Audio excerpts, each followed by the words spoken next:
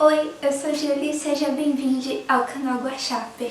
Hoje eu tava querendo fazer um vídeo um pouco diferente, falando sobre uma série que eu gostei muito, a minha experiência assistindo essa série. Eu já tinha feito um vídeo sobre The Untamed e eu tentei postar ele semana passada, mas eu não sei o que eu fiz de errado porque o YouTube bloqueou o meu vídeo, então cá estou eu tentando fazer outro vídeo.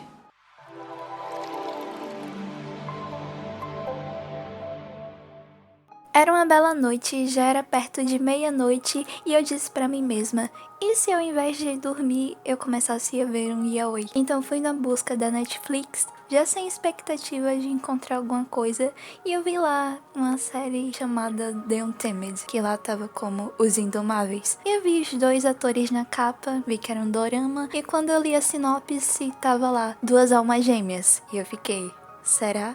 Eles dois?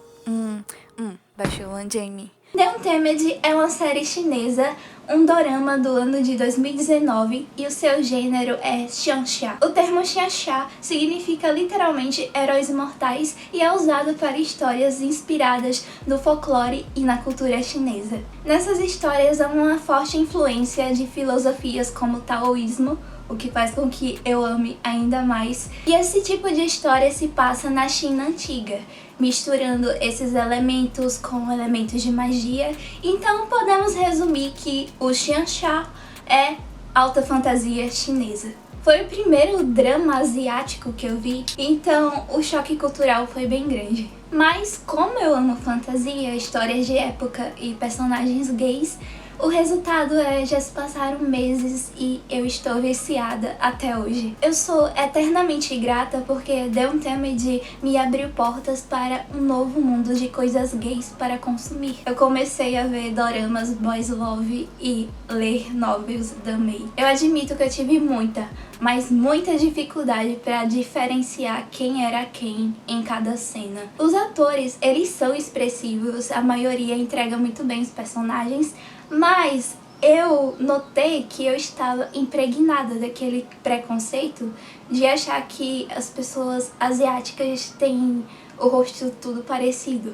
E eu tenho essa dificuldade pra lembrar do rosto das pessoas, até quando eu tô vendo uma série ou um filme ocidental e tem muito personagem de aparência padrãozinho, sabe? E você como eu, se eu conseguir ver um dorama, você também consegue. Nesse universo vão existir cultivadores, que são as pessoas que nascem com o dom de desenvolver seus poderes espirituais através da cultivação dos seus núcleos dourados. E aqui eu já peço novamente desculpa pela pronúncia errada, eu não sei falar chinês. Nessa história vão ter seitas e clãs, e os 5 clãs principais dessa história vão ser o clã Wen, que vai ser tipo a Nação do Fogo em Avatar, sabe? Eles vão começar sendo o clã dos vilões. Tem o clã Yi, que no começo da história vai parecer que não tem destaque, que não é muito importante, mas tem sua importância também. Tem o clã Jin, que vai ser o clã das pessoas ambiciosas e metidas, porque eles são os riquinhos da parada. Vai ter o clã Lan, que pra mim foi tipo os elfos da Terra-média, porque o destaque só tem gente linda, muito regrada e muito habilidosa. E por fim, o clã Jiang, que vai adotar o nosso protagonista, o Wei Wuxian.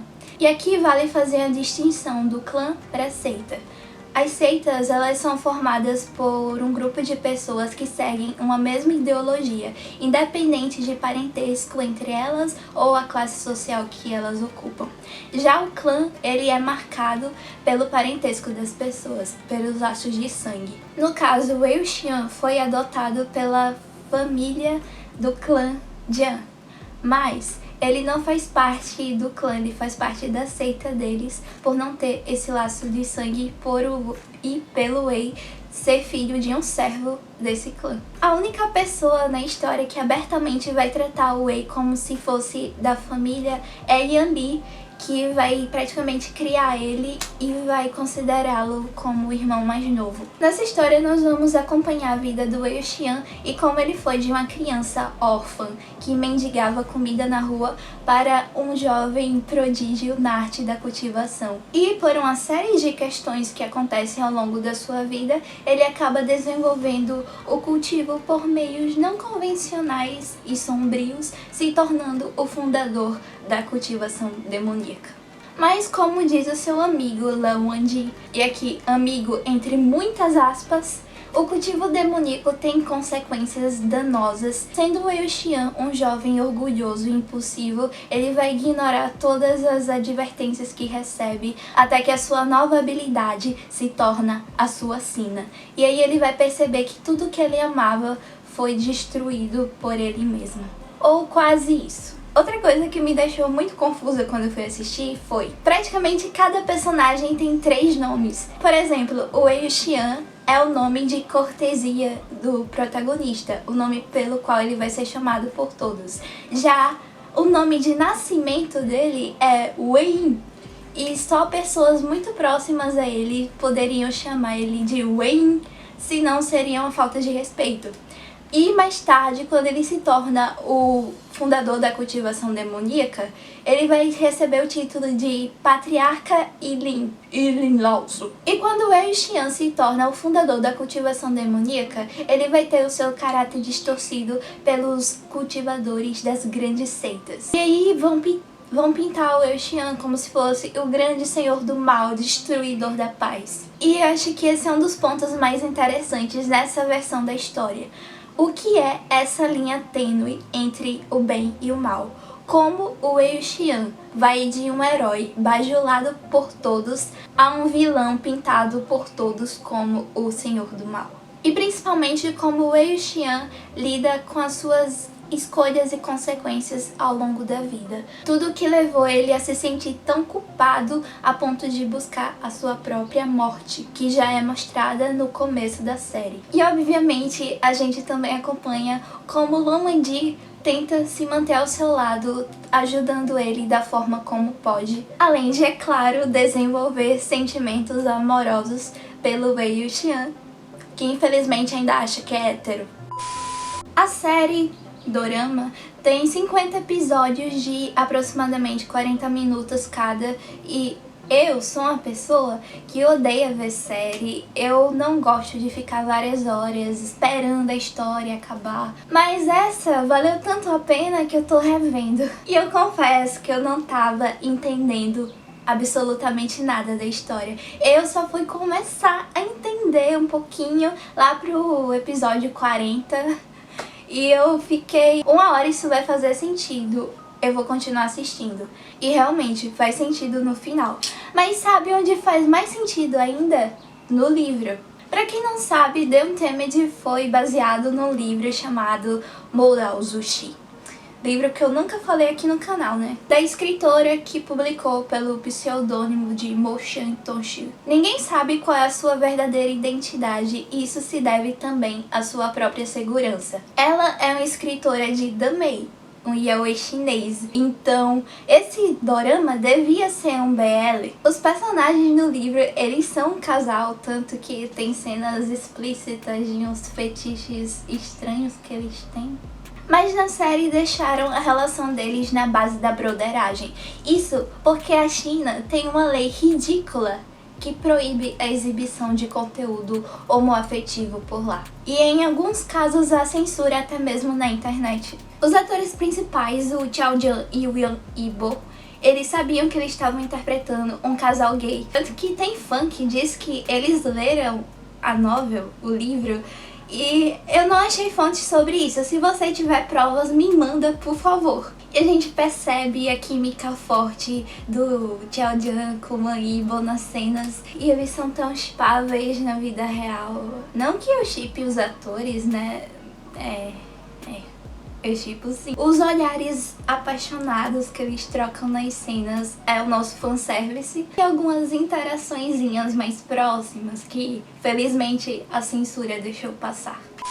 E eu queria fazer um resumo do começo do primeiro capítulo, porque eu queria ter visto esse resumo antes de ir assistir a história e não entender nada. A série já começa jogando na nossa cara que o Wei Xian vai se matar em algum momento da história. Então ele vai morrer já sendo considerado o grande senhor do mal, Ilin Naozu. E 16 anos no futuro ele vai reencarnar no corpo de um jovem chamado Mo Shanyu, que vai doar o corpo dele no ritual de sacrifício para que o Wei volte à vida. Por exemplo, no anime de Mou Daozushi, a gente vê que o Wei Xian e o Mo Shanyu, eles têm uma aparência parecida, mas não é a mesma pessoa. Mas já no dorama, e eu fiquei, como assim o cara morre e 16 anos no futuro tem um cara com a mesma aparência que ele tinha antes de morrer para doar o corpo dele para ele ressuscitar? Isso acontece porque na série tanto o Mo Shanyu quanto o Wei Xian são interpretados pelo Xiao Jian. E que homem lindo! Parece uma informação simples, mas eu acho que entender isso ajuda muito. Não que o Xiao Jian é lindo, isso é óbvio, mas sobre o Mo e o Wei Xian. Então a história vai contar um pouco do passado e no mesmo episódio nós vamos ver o reencontro do Wei Xian com Lan Wangji do presente, que aqui vai ser chamado pelo título de Han Guangzhou. No segundo episódio nós vamos voltar de novo ao passado e aí a história vai seguir a gente acompanhando a adolescência dos personagens até o momento do Wei se tornar o patriarca Lin, senhor do mal, Ilin Naozu. E por fim, lá para os episódios finais da série, nós voltamos ao presente e vamos acompanhar os personagens já adultos tentando resolver um mistério para descobrir quem são os verdadeiros vilões da história. E particularmente essa é a minha parte favorita. E é assim a linha temporal do dorama, não estranhe. E preste muita atenção também no homem que diz pro Wei Xian ir pro inferno, lá no começo do primeiro episódio, o Jian Shan. Porque a relação deles dois também é muito importante para o desenvolvimento da história. Por isso que eu tentei fazer esse resuminho da linha temporal da história. Eu espero que tenha dado pra entender. Apesar de eu preferir o livro, a série vale a pena, sim. Os atores, a maioria são ótimos, os cenários e os figurinos são belos. Mas já adianto que os efeitos especiais foram bem ruins.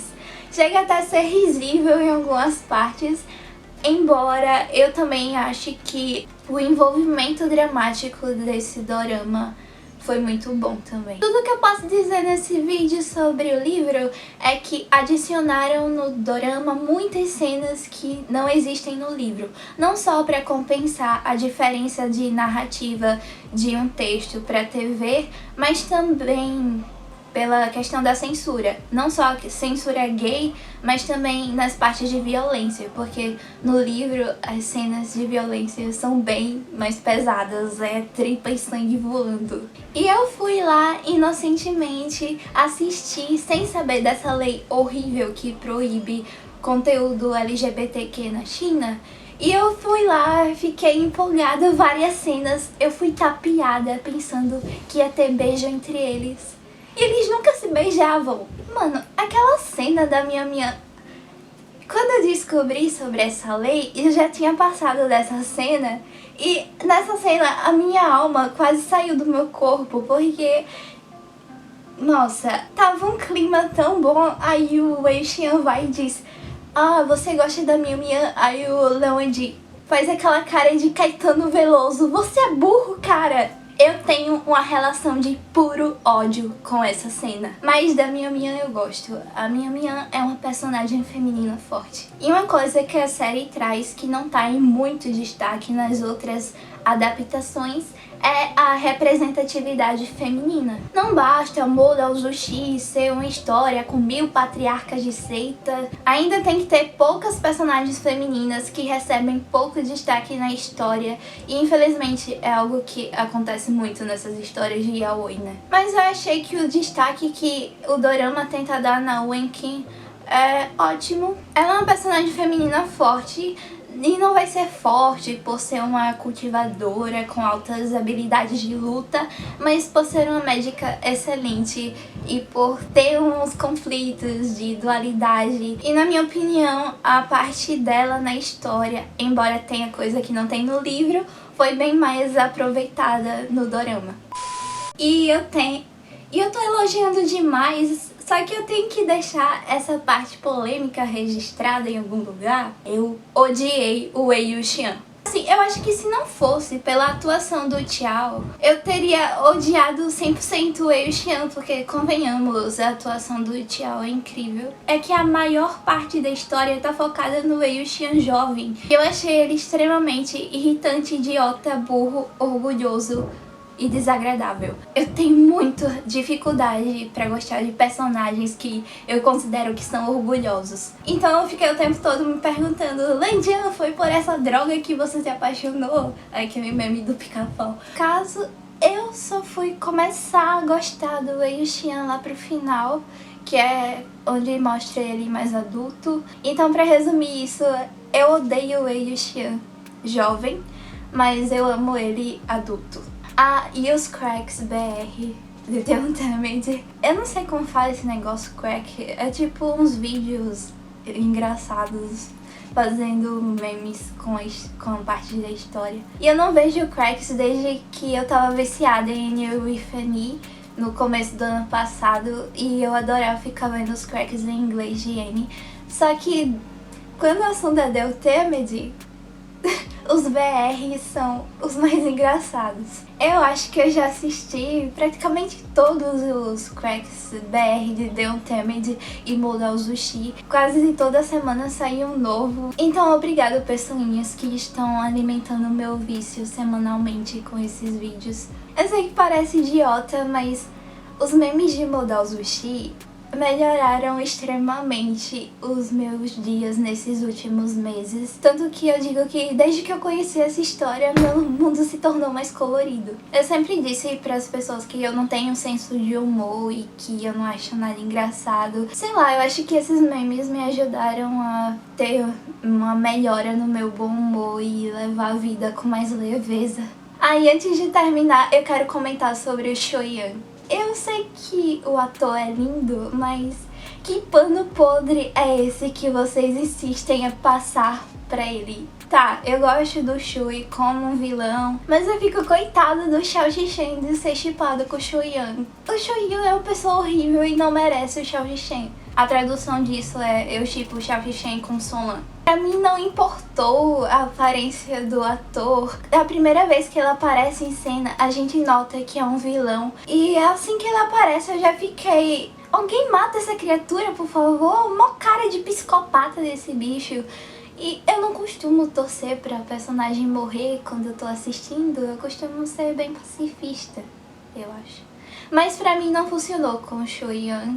Sinal de que o ator que interpreta ele, o Wan Eichao-Xuan, ele realmente me convenceu de que o personagem do Shoyan não presta. Engraçado que eu tava assistindo perto da minha avó e ela começou a rir. Ela disse: esse menino tem uma cara tão cínica, eu me abro com ele. Aí eu fiquei: até a senhora, vó. Me conta se você é uma dessas pessoas que odeia o Shoyan como eu, ou se você é uma das pessoas que ama ele. E se você é uma dessas pessoas que ama ele, não precisa me matar. Por favor, não corte minha língua nem arranque os meus olhos. Obrigada.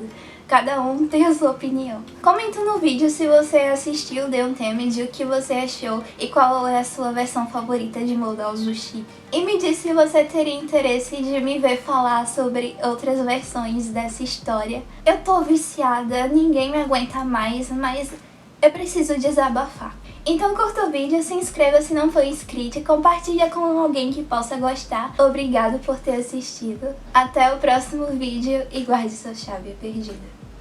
E não importa o que a China diga, é Yaoi BL sim.